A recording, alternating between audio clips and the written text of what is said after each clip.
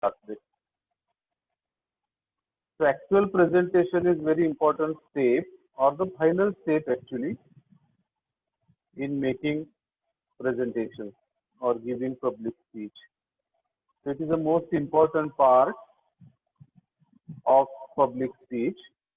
So what are the things that we are expected to do while actually doing presentation? So first thing is appearance.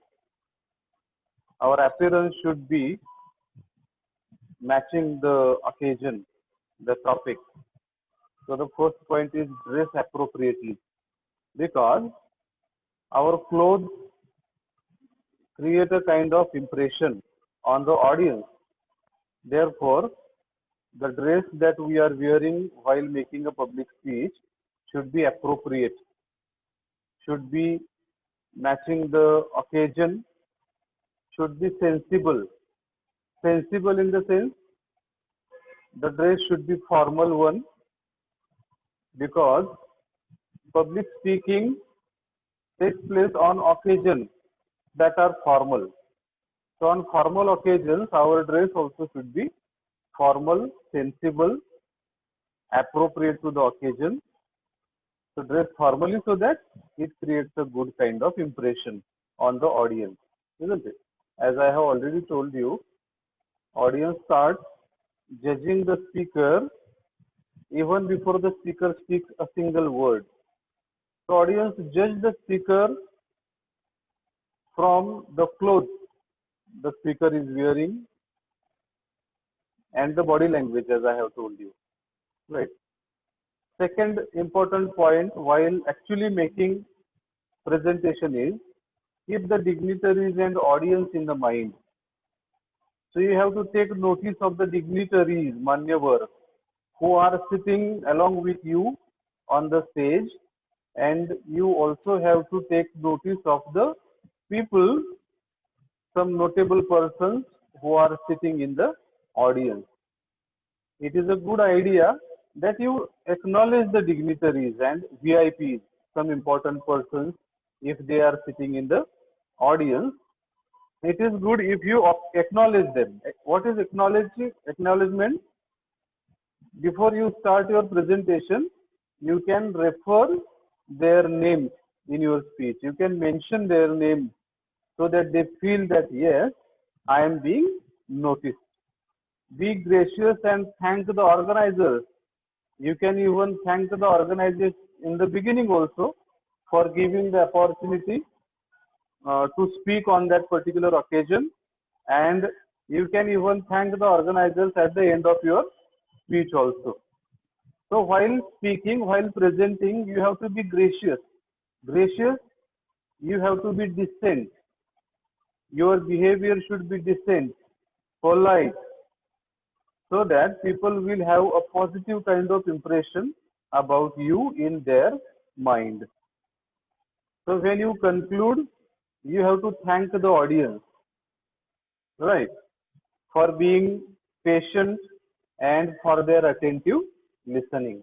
So thanking the organizers in the beginning of your speech for giving the opportunity to speak.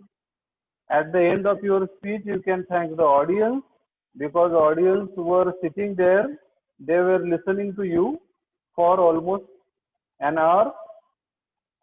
So you have to thank them also for their listening, and you have to mention the names of some important persons who are present in the audience and on the stage at the beginning of your speech.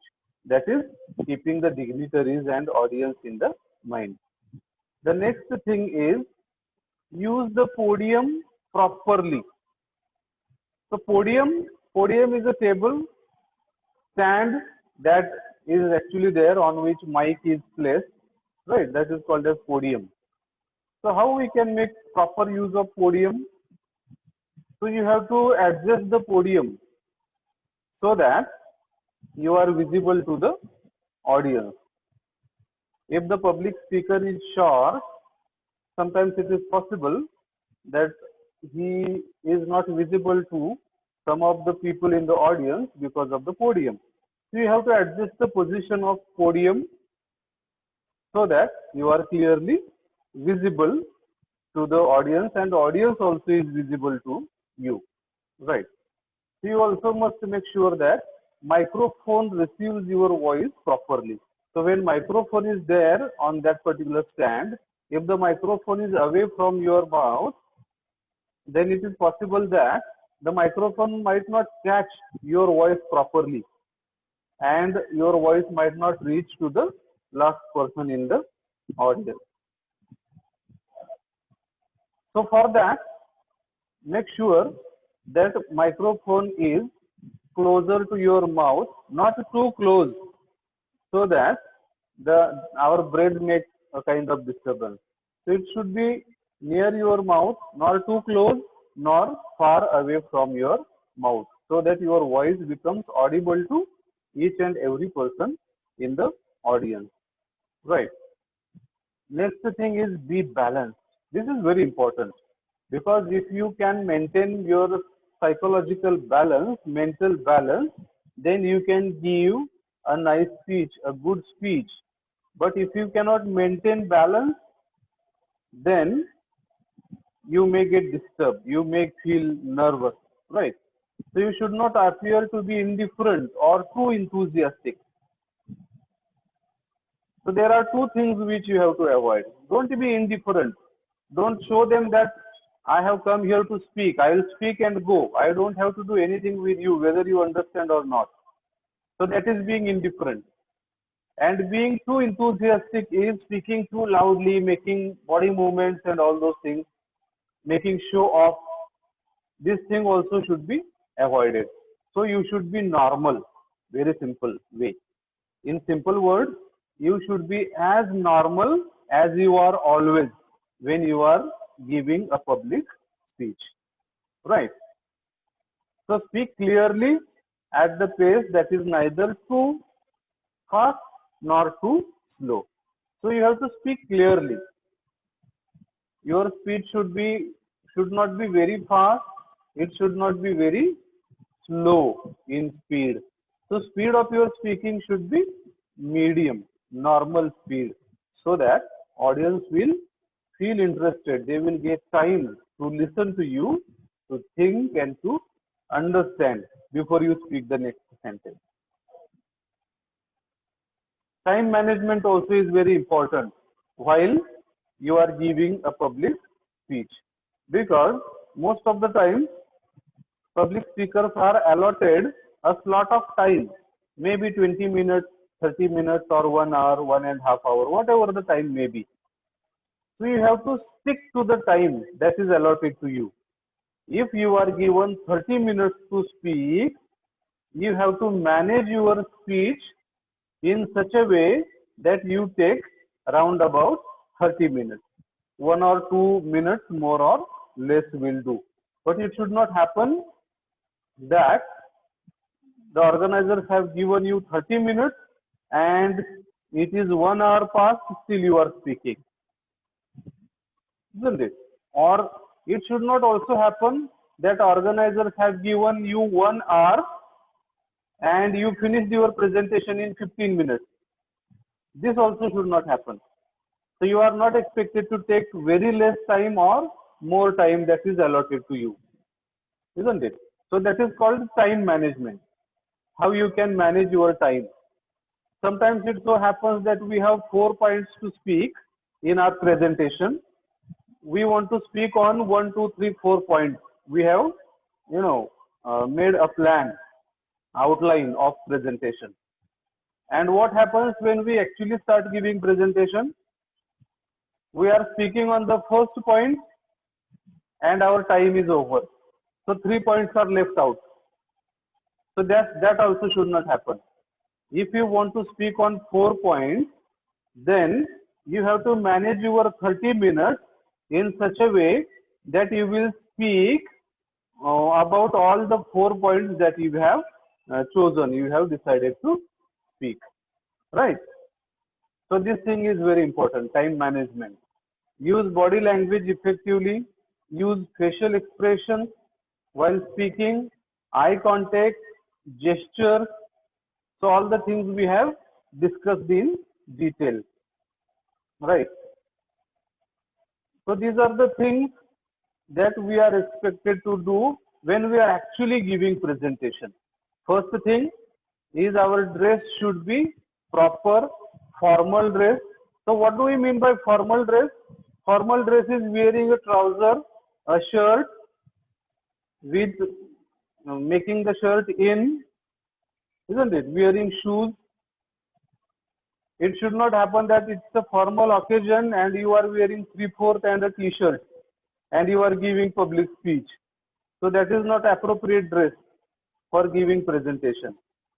Keeping the dignitaries and audience in the mind, making the mention of names of some important person in your speech, thanking the organizers and audience, using the podium properly so that you are audible and visible to the audience, be balanced, be normal, right? And time management. These are the things that you are expected to do when you are giving any kind of presentation, right? So now we will see the types of speeches, right? In this particular section, we are going to study as a theoretical part two major types of speech. That is expository speeches, which describe, define or explain a given topic or idea, and second is argumentative speech.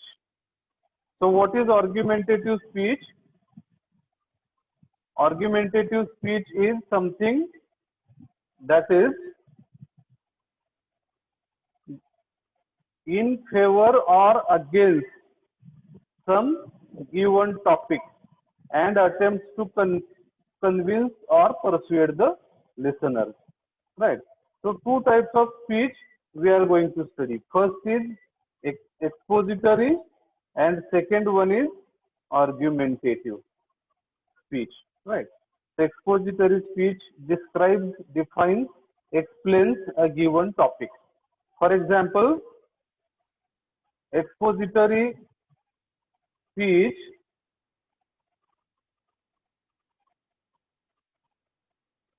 is a kind of speech in which something is explained, right? So explain something clearly. For example, a teacher who explains a particular concept is expository speech.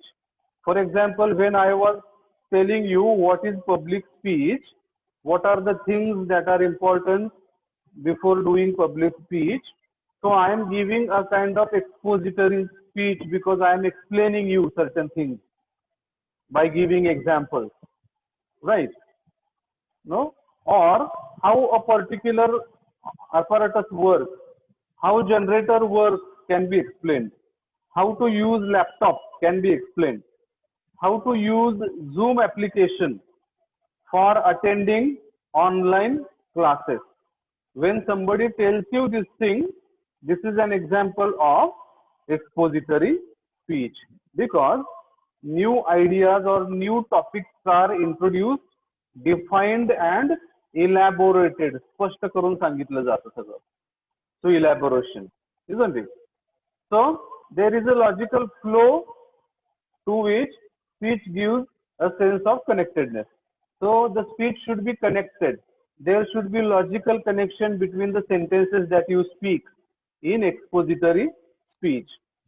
For example, how to operate a washing machine. For example, if you bring a washing machine from the market to your home, an expert visits your home in order to give you a kind of demo, because sometimes if we are purchasing washing machine for the first time and if we don't know how to operate the washing machine, the expert from the showroom visits your house and gives you a demo. So that demo is an example of expository speech, right? So what is done in expository speech? Introduction of the topic is given, topic is defined, and then extra information, additional information which is called as elaboration, is done in expository speech, right? Just a minute. Let me erase. Yeah. The next, there is one example of how generator work. So this example you can read afterwards. Example of expository speech. Second type of speech is argumentative speech, right? So argumentative speech is a speech that is in favor or against something. No, a speaker requires to express whether he is in favor of certain argument or against certain argument, isn't it? It is like expressing your views in a debate. It is like speaking in a debate. वाद विवाद मध्ये बोलतात तसं, isn't it? Speaker has to take a firm stand.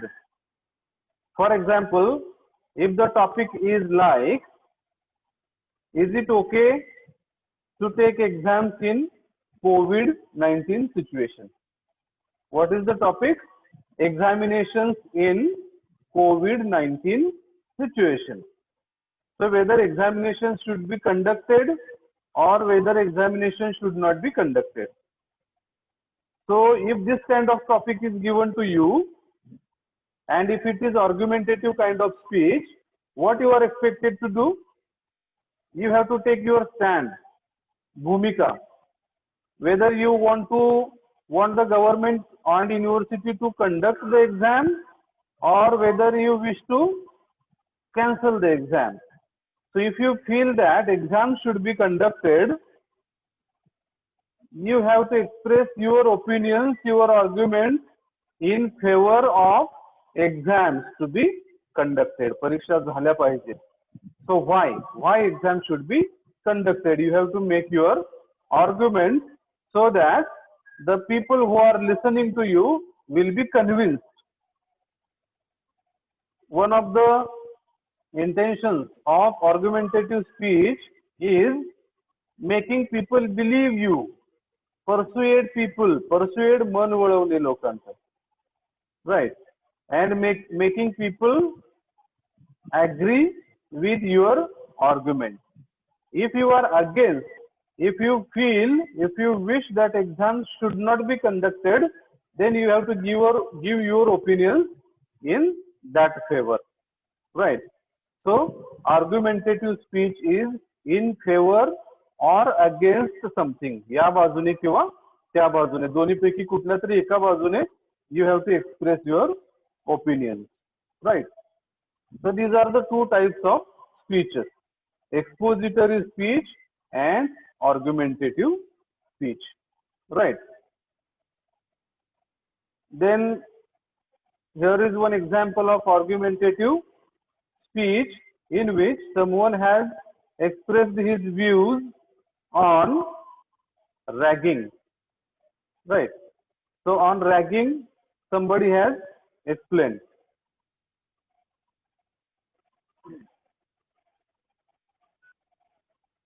So ragging is the point that has been explained by somebody. So I believe ragging is a menace. So this person is speaking on ragging and he is against ragging. He is not in favor.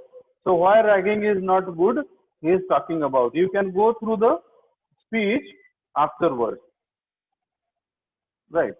So what are the kind of exercises, what are the kinds of questions that can be asked, right? So prepare a brief speech to be delivered at farewell function arranged for a teacher who is going abroad on a professional assignment, right?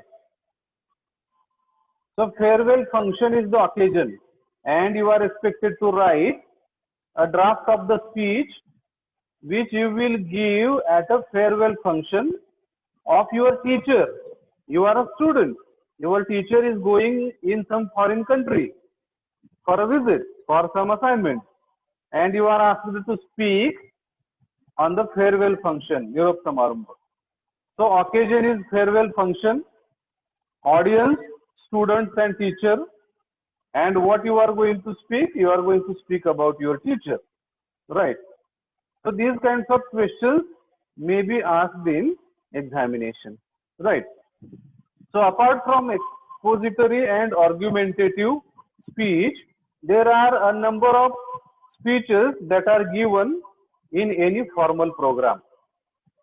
So the first type of speech that is given on any formal program is welcome speech, right? So if there is any kind of program, a person is assigned a duty of welcoming the guests and the audience, right? So apart from welcome speech, there is a speech called introduction of guests, isn't it? So apart from welcome speech, second is introduction of the guest, and third is vote of thanks. So these are the three types of speech that one is expected to give while attending or while organizing any function. So first we will start with a discussion of welcome speech. So what is done in welcome speech? In welcome speech, a word is offered to the guest, isn't it? So guests are being welcomed, and in welcome speech, the purpose of this function also is described within a few minutes. Welcome speech is a short speech in which you just welcome the guests and tell that this is the occasion and this function is organized for this purpose, isn't it? So welcome speech is made at the beginning of a formal function or any kind of event. So it's a short speech which describes the purpose and welcome the guests who are present on the dais and in the audience, right? So who actually does the welcome speech? Who gives welcome speech? Welcome speech is given by the host of the organization or a person belonging to the organizing committee, right? So if it is a farewell function and if the function is organized by students, one of the students will give welcome speech, right? So usually the president of the function welcomes the guest. So if there is a committee of the students, like students council, president of the students council will welcome the guests, chief guests and other guests and other dignitaries who are present there, right? Next thing is when there are many people to be welcomed. If there are many people to be welcomed, the person making speech should take care of equal amount of time should be taken to welcome each and every person. It should not happen that you take half of your time to welcome only one person and in the next half of your speech you welcome all the dignitaries just by mentioning their names. So other dignitaries might feel hurt that one particular person is given more appraisal, more time, and we people are given less time. So they might feel hurt. They might feel disappointed. So you have to take care that you are giving equal amount of time while you welcome the guest. While even welcoming, you can welcome the guests by taking their names so that they feel a kind of close relation. Sometimes it so happens that when we utter the name, when we pronounce the names of the people, for example, name of a chief guest, and if it is spelled in English, most of the times we cannot understand how to pronounce this name. So before you start your speech, you have to see whether you know the pronunciation of all the names correctly. Simple example, let me tell you. Some of us have the surname Karande, isn't it? So if it is written as Mr. Karande, how you will pronounce it? Somebody will say Mr. Karande, someone else will say Mr. Karande. So whether he is Karande or Karande, we don't know, because Karande is a different surname and Karande is a different surname. But in English, both the surnames are spelled similarly. So we should make it clear before we start speaking whether the person is Karande or Karande. Right? So name should be pronounced properly. So these are some of the expressions, phrases, sentences that we can start our welcome speech with. So how we can start? It is my privilege to extend a hearty welcome to one and all present over here. You can start your speech like this. Or you can say, I offer him or her or them. You can take name of one or two people, or you can say all the guests. I offer them a cordial welcome, you can say. So I welcome all to our function wholeheartedly. So you can begin your speech like this. Or a warm welcome to one and all present for today's function, you can say. I am very pleased to welcome Mr. Karande to this event, you can say. I request everyone to join me in offering Mr. John a warm welcome, you can say. It is my pleasant duty to welcome Mr. John to this program. We are honored today with the presence of Mr. John in our midst. I welcome you, sir, you can say. Or I heartily welcome today's chief guest for this function. So these are some of the expressions that can be used while giving a welcome speech. We are not actually expected to give a welcome speech. We are expected to prepare a draft of welcome speech. So while preparing draft also, we can make use of these expressions. Right. Now take a look at welcome speech that is made at the inauguration of cultural association of a college. Right. So this is a speech that has been made by some students at the inauguration of cultural association, Sanskritik Vibhagacha inauguration speech. Right. So what the speaker does in the beginning, he mentions president, honorable guests, dear parents of students, beloved teachers, non-teaching staff, friends in media, and dear friends. So in the beginning, he mentions each and every person not by proper name, but by common name. He mentions each and every person in the audience.